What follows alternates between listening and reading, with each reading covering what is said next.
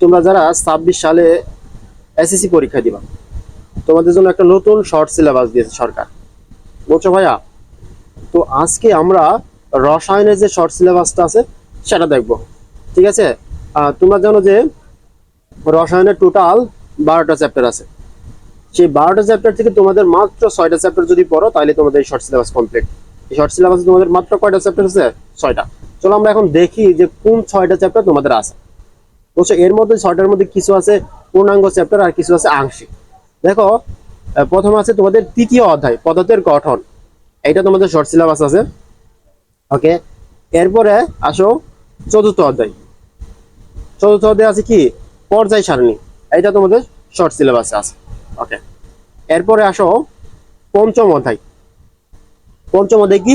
রাসায়নিক বন্ধন। তোমাদের বলছিলাম ভাইয়া কিছু আছে আংশিক অধ্যায় আর কিছু আছে পূর্ণাঙ্গ। এই যে এই পঞ্চম অধ্যায়টা কি?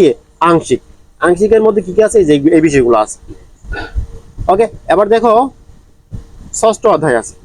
ষষ্ঠ অধ্যায় কি? এই যে ষষ্ঠ অধ্যায়, ষষ্ঠ আছে মৌলের ধারণা ও রাসায়নিক গণনা, এইটা আছে তোমাদের শর্ট সিলেবাস।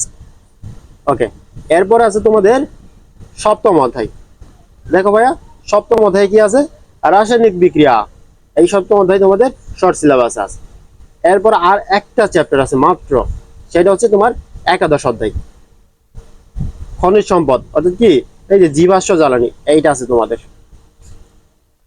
এইটারও অবশ্যই কি আংশিক, কিন্তু এই দুইটা চ্যাপ্টার আংশিক তোমাদের। একটা হলো পঞ্চম অধ্যায় আর একটা হচ্ছে যে তোমার একাদশ অধ্যায়। এই দুইটা অধ্যায় হচ্ছে আংশিক, আর বাকি যে 4টা অধ্যায় আছে এগুলো হচ্ছে তোমাদের পূর্ণাঙ্গ।